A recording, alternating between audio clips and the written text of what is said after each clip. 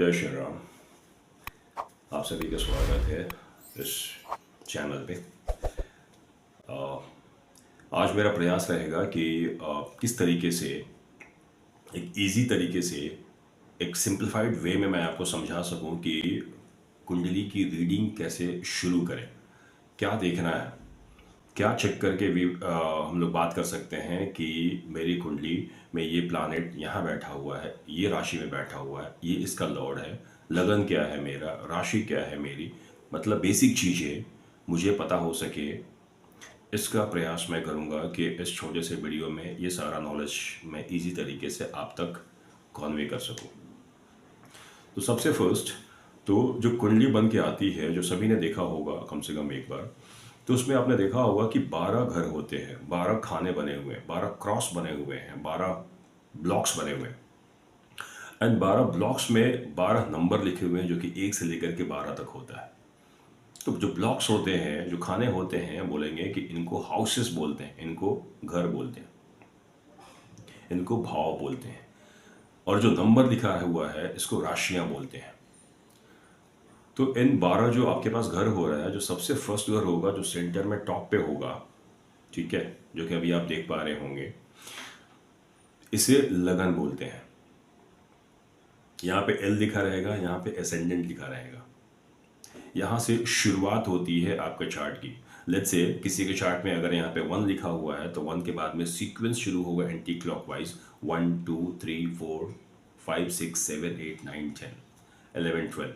या किसी के चार्ट में अगर शुरुआत में ही नंबर 9 लिखा हुआ है तो 9 के बाद जो सीक्वेंस चलेगा दैट इज 9 10 11 12 1 2 3 4 5 6 7 8, ये एंटी क्लॉकवाइज चलेगा। यहाँ तक क्लियर है? 12 घर, 12 राशियाँ, हाउसेस फिक्स होते हैं। अभी जो हम बात कर रहे हैं ये नॉर्थ इंडियन चार्ट की बात कर रहे हैं, इसको डायमंड चार्ट भी कहा जाता है, जिसमें कि हाउसेस फिक्स होते हैं और राशियाँ मूव करती हैं। राशियों का कोई फिक्स प्लेस नहीं होता है, हर व्यक्ति के चार्ट में ये अलग अलग निकल के आ सकता है। 9 प्लैनेट्स होते हैं, 9 प्लैनेट्स होते हैं, और इन 9 में से 2 प्लैनेट्स वैसे होते हैं जिनके पास कोई राशि नहीं होती है, इनको छाया ग्रह कहा जाता है, इनको शैडो प्लैनेट्स कहा जाता है। ये राहु और केतु हैं। बट राहु और केतु के बारे में एक इंटरेस्टिंग बात यह है कि जिसकी राशि में बैठते हैं उसका अधिकार ले लेते हैं या उसके जैसा बिहेव करना शुरू कर देते हैं, सो दे बिकम वेरी पावरफुल। तो हमेशा ध्यान रखना है कि राशि नहीं होने के बाद भी उनकी स्ट्रेंथ कम नहीं हो रही है।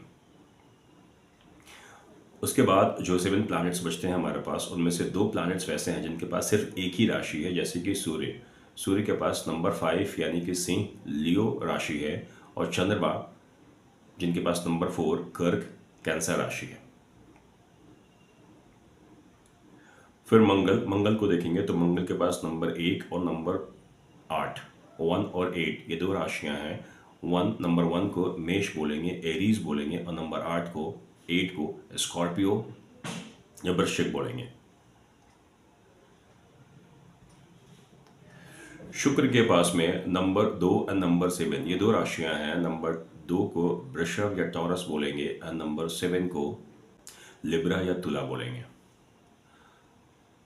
उसके बाद गुरु जुपिटर के बाद भी 2 राशियां हैं, एक है नंबर 9 और दूसरी है नंबर 12।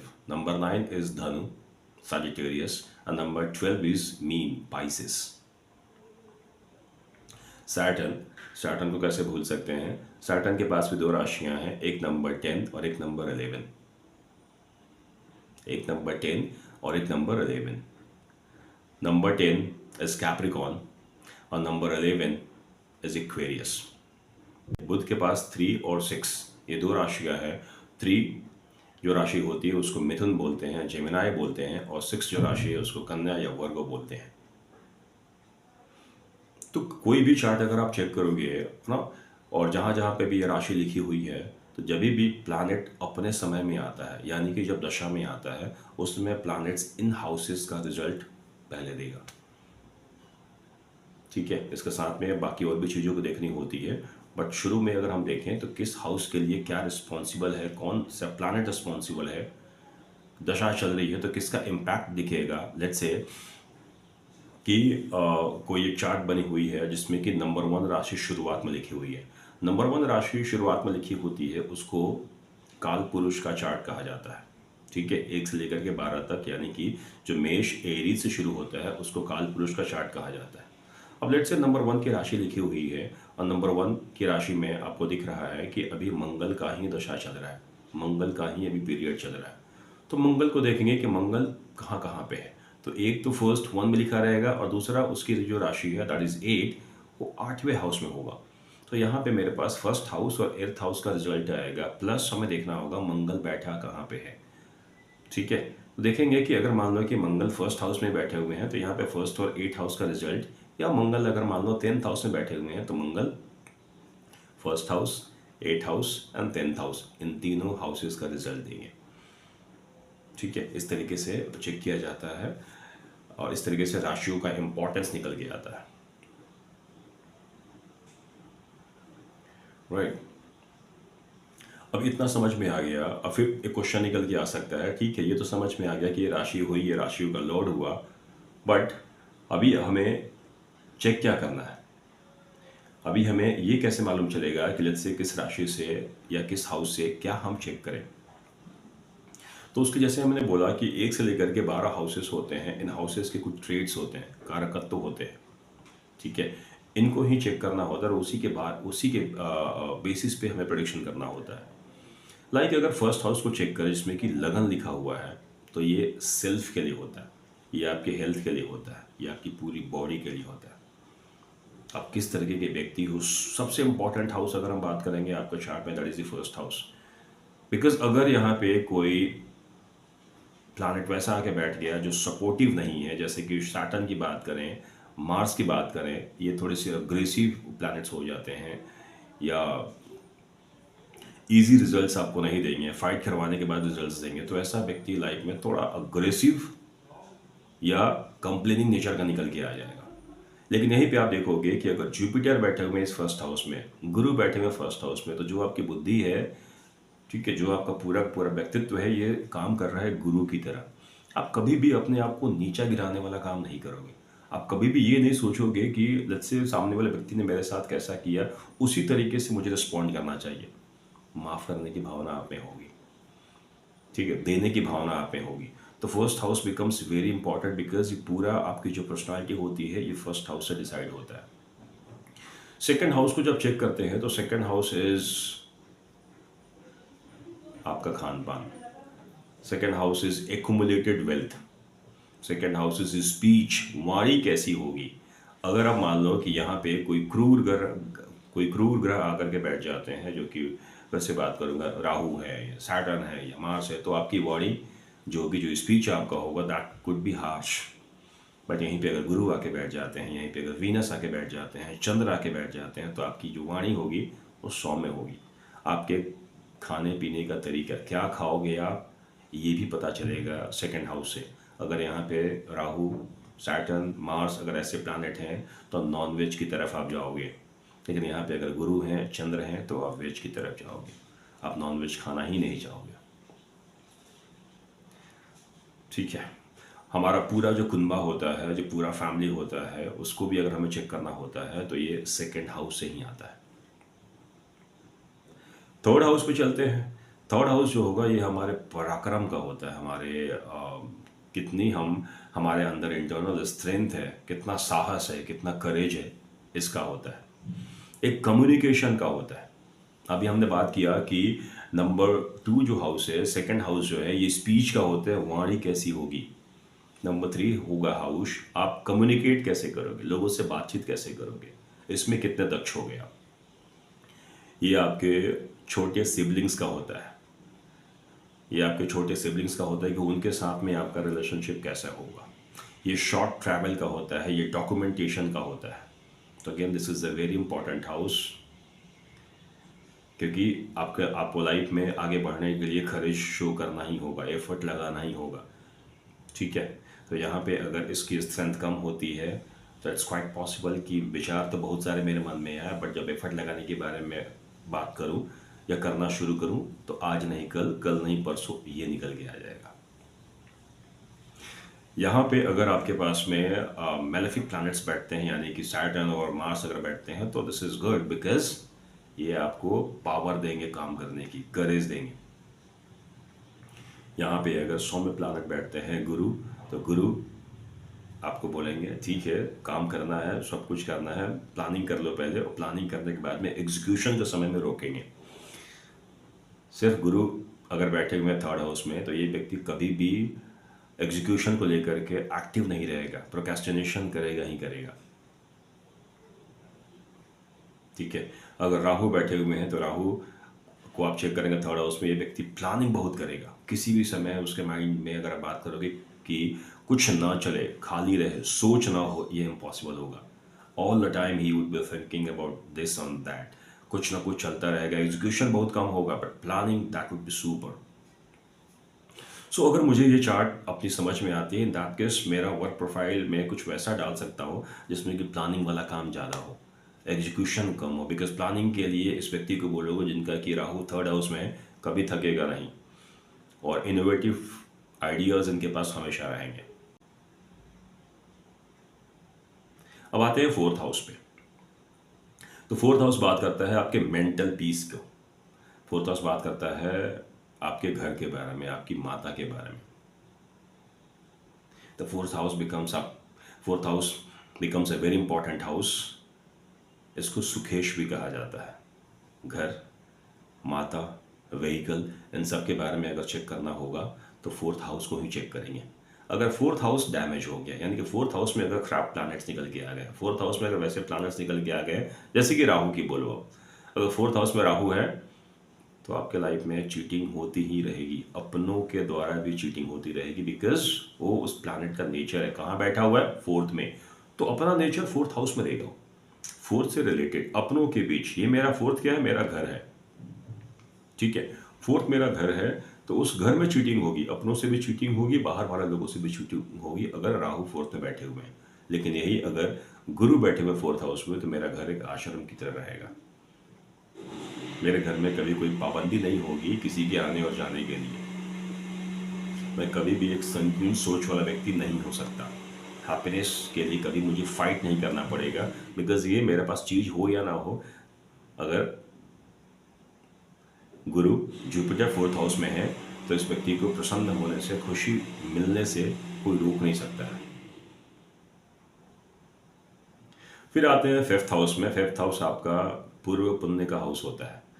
जो भी हमने पिछले जन्म में किया हुआ है उसका लाभ हमें मिलेगा या नहीं मिलेगा, इसको हम पंचम से चेक करते हैं। पंचम हमारी लर्निंग का भी होता है, पंचम हमारी संतान का भी होता है। तो this becomes a very important house. अगर पंचम हमारी बुद्धि का भी होता है कि एक तो हमने बात किया फर्स्ट हाउस जो कि आपका कंप्लीट बुद्धि है, प्रोसेसिंग कैसे करोगे आप, किसी के बारे में कोई भी क्वेश्चन आपके पास आया, सिनेरियो आती है आपके पास में, तो कैसे उसको आंसर करोगे, और आंसर करने का जो बेस होगा that is coming through this fifth house. तो फिफ्थ हाउस में शुभ प्लैनेट अगर होगा तो हमेशा आपको सही इन्फॉर्मेशन देगा या सही डायरेक्शन की तरफ लेके जाएगा। लेकिन यहाँ पे अगर कुछ मेलेफिक प्लैनेट्स आ गए, ये अगर हाउस में कुछ दिक्कत निकल के आ गई, इस हाउस में अगर आप चेक कर रहे हो कि सैटर्न हो गए, राहु हो गए, केतु हो गए, तो प्रॉब्लम फेस होगा। जल्दी लोगों का सपोर्ट नहीं मिलेगा, संतान प्राप्ति में इश्यू आ जाएगी। खास करके अगर आप चेक करो कि अगर मार्स आ गए हैं, केतु आ गए हैं, यहाँ मरकरी आ गए हैं, तो संतान प्राप्ति में दिक्कत होगी, एबॉर्शन के चांसेस हाई हो जाएगा। अब आगे बढ़ते हैं सिक्स्थ हाउस। सिक्स्थ हाउस होता है सेवा का, सर्विस का। ये षड रिपु का भी होता है। इसमें कोर्ट केस भी आता है, इसमें आपके एनिमी भी आते हैं। किसी भी तरीके का डिस्प्यूट अगर आप चेक करोगे तो ये आपका सिक्स्थ में ही आता है। तो six becomes a very again important house कि यहाँ पे शांति रहेगी तो बाकी जगह पे भी अपनी शांति को स्प्रेड करेंगे। लेकिन यहाँ पे अगर शांति नहीं रहेगी, हमेशा यहाँ पे एक्टिविटी अगर अधिक रहेगी, तो हर समय आपको कोई ना कोई डिस्प्यूट, कोई ना कोई केस, कोई ना कोई इश्यू में इन्वॉल्व होना पड़ेगा। यहाँ पे बात करोगे तो मैलेफिक जो प्लैनेट्स होते हैं, जो क्रूर प्लैनेट्स होते हैं, अगर बात करें सैटर्न, सन, मार्स, ये सब यहाँ अच्छे होते हैं बिकॉज ये आपको फाइटिंग स्पिरिट देंगे। ये आपको बताएंगे कि कोई भी व्यक्ति अगर आपका ओपोनेंट है, अगर आपके सामने आ रहा तो कैसे फाइट करनी है। यहाँ पे अगर अच्छे प्लैनेट होंगे तो ये फाइटिंग स्पिरिट नहीं दे करके आर्गुमेंटेटिव नेचर हो जाएगा। अब आप में से किसी का भी अगर आप चेक करोगे कि अगर यहाँ पे चंद्र है तो आर्गुमेंट्स होंगे ही होंगे आपके, ठीक है। और आर्गुमेंट्स होने के बाद दुख आपको ज़्यादा होगा, सामने वाले को दुख कम, आपको दुख ज़्यादा होगा कि आर्गुमेंट्स करके आपका जो होता है ना, आज पूरा दिन खराब हो गया, आज मूड खराब हो गया। ये मूड खराब होने वाली बात यहाँ निकल के आती है, ठीक है। यहाँ पे लेकिन अगर सैटर्न होते हैं तो आर्गुमेंट या फाइट या ऐसा कोई भी काम करने में आपको कोई भी परेशानी नहीं होगी, आप बढ़ चढ़ के हिस्सा लोगे। सामने वाले ओपोनेंट के साथ में लड़ाई करने के लिए बिल्कुल आगे रहोगे आप, इसमें दिक्कत फील नहीं होगी। बोल सकते हैं कि ये व्यक्ति प्योर लड़का है, हमेशा चाहता है कि किसी न किसी के साथ में किसी न किसी तरीके से उलझे रहूं मैं, यही नेचर है उसका, यही करके इसको मज़ा आएगा, यही करके इसको फील होगा कि यही जीवन है, यही करना है। सामने वाले को दोष देना ही देना है अगर यहाँ सैटर्न निकल गया है तो। फिर आते हैं हम सप्तम हाउस में। सप्तम house again it's a very important house because ये आपके स्पाउस का होता है, ठीक है। स्पाउस कैसा होगा, वैवाहिक जीवन कैसा होगा, इसके बारे में बात होता है। सातवां घर, छठा घर के बारे में एक चीज़ बताना मैं मिस हो गया। छठा घर आपके जॉब को भी बताता है और सातवां घर आपके बिजनेस को बताता है। तो अगर छठा घर आपके चार्ट में स्ट्रांग होता है तो आप जॉब की तरह अग्रसर रहोगे, जॉब करोगे, बिजनेस आपका उतना नहीं फलेगा या आपको नहीं करना है। लेकिन अगर सातवां घर, सेवेंथ हाउस अगर आपका स्ट्रांग होता है तो आपको बिजनेस करना चाहिए। अगर सातवां घर स्ट्रांग होता है तो पार्टनरशिप आप कर सकते हो। अगर ये इसमें कोई मेलेफिक इम्पैक्ट नहीं होता है तो पार्टनरशिप करोगे तो फलेगा। अगर इसमें कोई मेलेफिक इम्पैक्ट होगा तो पार्टनरशिप करोगे, सामने वाला पार्टनर धोखा देगा और चीटर ही मिलेगा आपको। जब देखोगे किसी न किसी तरीके से अगर मेलेफिक एस्पेक्ट निकल के आ गया है तो चीटर ही मिलेगा। आपको लगेगा कि सब कुछ ठीक है, बिकॉज सब कुछ ठीक है। कहाँ से निकल के आ रहा है? ये लगन से निकल के आ रहा है। लगन पे जुपिटर है तो बोलेगा सब कुछ ठीक है, सब अच्छा चलेगा, हम अच्छे से काम करेंगे। लेकिन अगर ये सेवन्थ हाउस में कुछ ना कुछ नेगेटिव इम्पैक्ट निकल के आ गया तो जो पार्टनर मिलेगा कुछ ना कुछ उसके पास में एक अपना मोटिव रहेगा, वो खुल के बात नहीं करेगा, वो चोरी करेगा, वो आपसे गलती करेगा ही, और कुछ ना कुछ वैसी बातें करेगा जो आगे चल करके आपको परेशान करेंगे, लॉस में देगा आपको। तो this again it's a very important house. अब यहाँ पे चूँकि मैंने बोला काफ़ी इंपॉर्टेंट हाउस हो रहा है, एज अगर पार्टनर ही हमें अच्छा नहीं मिला, बिजनेस पार्टनर ही हमें अच्छा नहीं मिला, लाइफ पार्टनर अच्छा नहीं मिला, तो है ना, जो कुछ भी आप करोगे उसको प्रॉपर तरीके से यूज़ नहीं कर पाओगे और हमेशा एक खिन्नता मन में बनी रहेगी। अगर यहाँ पे मंगल आपको दिख जाए कि मंगल सेवेंथ हाउस में है तो आप चेक कर सकते हो कि उस व्यक्ति के लाइफ में, मैरिटल लाइफ में झगड़े होंगे ही होंगे, इश्यूज रहेंगे ही रहेंगे। तो उसकी फ्रीक्वेंसी आप देखोगे कम हो सकती है, अधिक हो सकती है कि किस राशि में बैठे हैं और कैसे बैठे हुए हैं। बट अगर मंगल सेवेंथ हाउस में आके बैठे हुए हैं तो ये व्यक्ति अपने स्पाउस के साथ लड़ेगा ही लड़ेगा, ठीक है। नेक्स्ट आते हैं हम आठवें हाउस पे। आठवां हाउस जो होता है ये कष्ट का होता है, इसमें आयु भी देखी जाती है, ये ससुराल का होता है। अब कितने मज़ेदार बात है यहाँ पे। इसमें कहा जा रहा है कि एर्थ हाउस कष्ट का भी होता है और एर्थ हाउस ससुराल का भी होता है। तो जो फीमेल है बहुत ईजिली इसको कनेक्ट कर सकती है कि yes this is absolutely correct. जब भी ससुराल में होते हैं कष्ट होता ही है, या ससुराल में जाने के बाद कष्ट होता है। यहाँ अब देखो, हमेशा इस बात को समझना है कि जो हाउस है उस हाउस के ट्रेड्स तो रहेंगे ही रहेंगे, यूज़ कैसे करें। यहाँ पे अगर हम मान लेते हैं कि एर्थ हाउस जो है कष्ट का है, एर्थ हाउस जो है ये अनएक्सपेक्टेड इवेंट्स का है, अचानक जो होती है दुर्घटना बोल सकते हो, एक्सीडेंट बोल सकते हो, ये एर्थ हाउस का है। बट एर्थ हाउस समाधि का भी होता है, ध्यान का भी होता है। तो अगर हमने अपने आप को ध्यान की तरफ लेके गए, समाधि की तरफ लेके गए, योगा की तरफ लेके गए, तो यही एर्थ हाउस में कुछ मेलेफिक इम्पैक्ट्स होने के बाद भी पॉजिटिव रिजल्ट मिलना शुरू हो जाएगा, परेशान नहीं करेगा ये। जिस व्यक्ति का भी एर्थ हाउस में चंद्रमा है, जिस व्यक्ति का भी एर्थ हाउस में चंद्रमा है, उस व्यक्ति के चेहरे पे नॉर्मल स्माइल आपको नहीं दिखेगी, घुरने वाली बातें, कुछ ना कुछ मन में अवसाद, डिप्रेशन, ये रहेगा ही रहेगा। सामने वाले व्यक्ति से गलती निकालना उसको दिख ही जाएगा। तो उस व्यक्ति को हमेशा ओम नमः शिवाय का जाप करना चाहिए और शिव जी को जल चढ़ाना चाहिए ऑल द टाइम। अब आते हैं 9th हाउस में। 9th हाउस जो होता है ये हमारे भाग्य का होता है। तो कहा जाता है ना कि अगर आपका भाग्य मजबूत होता है, बाकी चीज़ें थोड़ी सी वीक भी होती हैं, तो कुछ भी करके, कहीं से भी करके आपके लाइफ में चीज़ें हो जानी है। मेहनत नहीं करना पड़ेगा, स्ट्रगल लाइफ में नहीं रहेगा।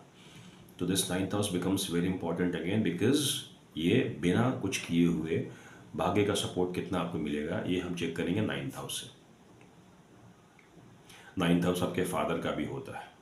9th house long distance travel का भी होता है या हायर एजुकेशन का भी होता है। अगर ये हाउस अच्छा होता है तो हम बात कर सकते हैं कि व्यक्ति का एजुकेशन जो होगा, that is higher education, 12th के बाद वाली बात कर रहे हैं, दैट विल बी गुड, करेगा ये।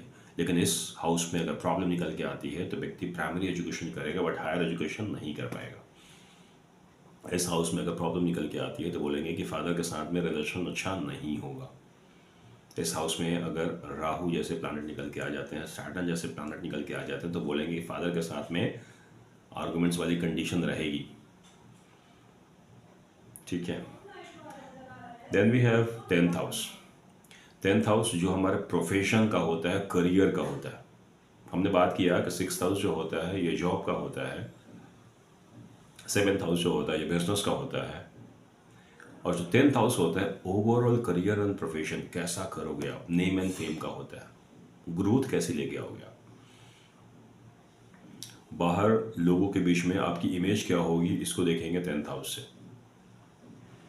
तो this becomes again a very important house. Why? Because इसके बिना तो काम चलेगा ही नहीं। अगर 10th हाउस खराब मेरा हो रहा है तो मेहनत कर रहा हूँ मैं, बट नेम एंड फेम नहीं मिल रहा है, प्रोग्रेस नहीं हो रही है। ठीक है, बार बार मेहनत कर रहा हूँ मैं, कुछ एक्सपेक्ट कर रहा हूँ मैं, मेरे एक्सपेक्टेशन के हिसाब से मेरी ग्रोथ नहीं हो पा रही है। ये होगा 10th हाउस से।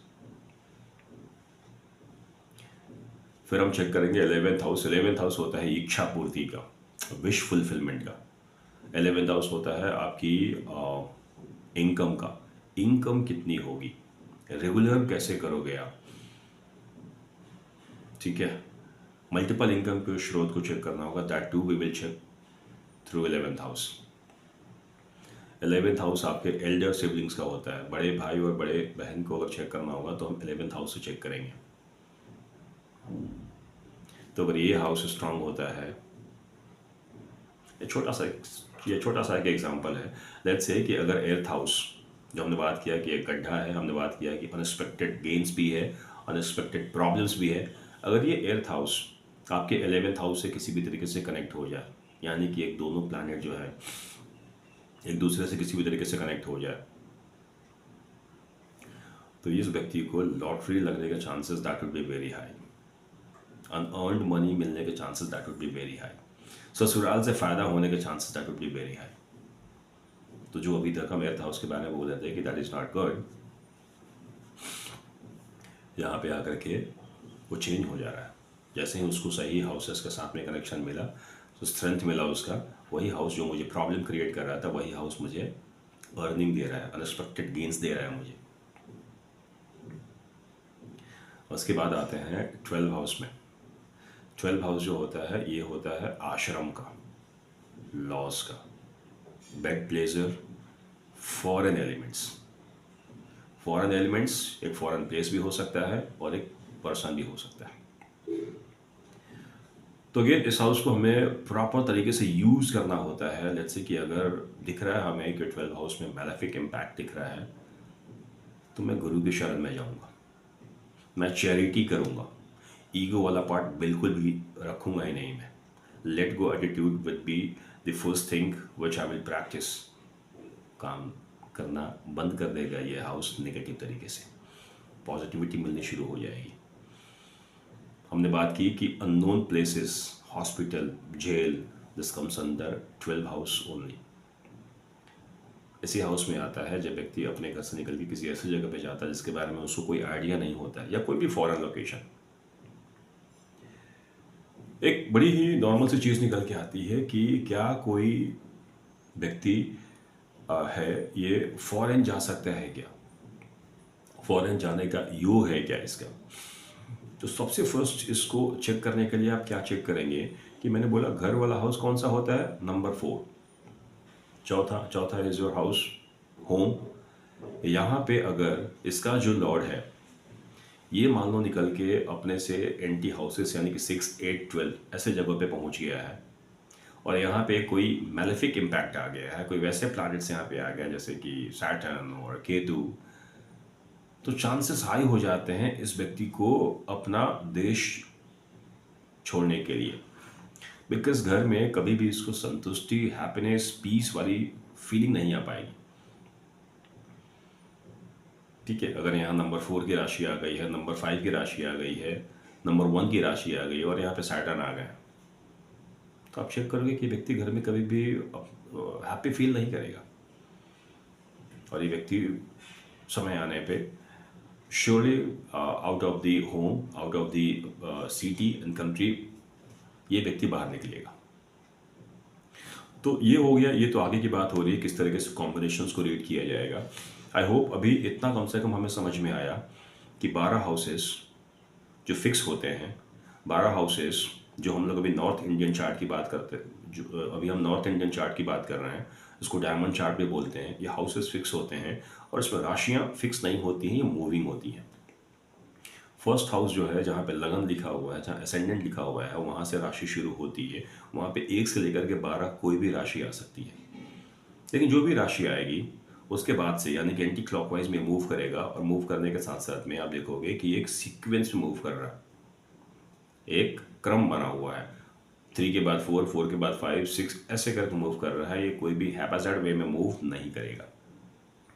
फिर हमने बात किया कि 9 प्लैनेट्स होते हैं, जिसमें कि 2 प्लैनेट्स के पास में सन और मून के पास में एक एक राशि है, बाकी सबके पास यानी कि मंगल, बुध, शुक्र, गुरु और शनि के पास में 2-2 राशियां हैं, और राहु और केतु के पास में कोई राशि नहीं है। बट फिर भी ये बहुत स्ट्रांग है, बिकॉज जिसकी राशि में जाके ये बैठ जाते हैं उसका स्वामित्व इनको मिल जाता है, उसका ये काम करना शुरू कर देते हैं अपने तरीके से। अपने तरीके से मतलब लेट्स से कि कोई एक व्यक्ति है जो जो लेट्स से टीचिंग करता है, तो किसी के भी घर में चला जाएगा या किसी भी नए जगह पे चला जाएगा, तो वहाँ जाकर के टीचिंग संबंधी ही बातें करेगा, जैसे गुरु। लेकिन कोई व्यक्ति है जो राहु वाला नेचर का व्यक्ति है, यानी कि उसको लूट खसोट या बेईमानी या चोरी वाला ही काम करना है, ये अगर किसी घर में आ जाएगा तो इसी तरीके की चीज़ों को प्रमोट करेगा। इसका ध्यान रखना है हमें, ठीक है। फिर हमने 1 से लेकर 12 हाउसेस के बारे में थोड़ा जानना शुरू किया। आई होप इसमें थोड़ी समझ आई होगी। लगन मैंने बताया आपको, जो फर्स्ट में जो आता है, जो आपका फर्स्ट हाउस होता है जहाँ पे एल लिखा रहता है, वही आपका लगन हुआ, ठीक है। वहाँ का जो नंबर होगा वही आपका लगन का नंबर हुआ। और राशि की जो बात होती है, ये देखना होता है कि चंद्रमा किस राशि में है, चंद्रमा किस नंबर में है। अब चंद्रमा मान लो कि अगर 5 नंबर के राशि में है, तो बोलेंगे कि आपकी जो राशि हुई जन्म राशि, दैट इज लियो। तो आई होप बेसिक चीज़ें मैं समझा पाया हूँ कि किस तरीके से कोई चार्ट को रीड करते हैं। और जो अभी हमने चार्ट के बारे में बात की है, जो 1 से लेकर के 12 तक होता है, जहाँ पे 1 से शुरुआत होता है और 12 पे एंडिंग होता है, इसको काल पुरुष का चार्ट कहा जाएगा। सो आज के लिए इतना ही। जल्दी हम लोग फिर मिलेंगे एक नए टॉपिक के साथ। अपना फीडबैक हमें दें, सजेशन दें हमें कि किस नए टॉपिक पे आप वीडियो चाहते हैं। Thank you. अभी के लिए सभी को नमस्कार।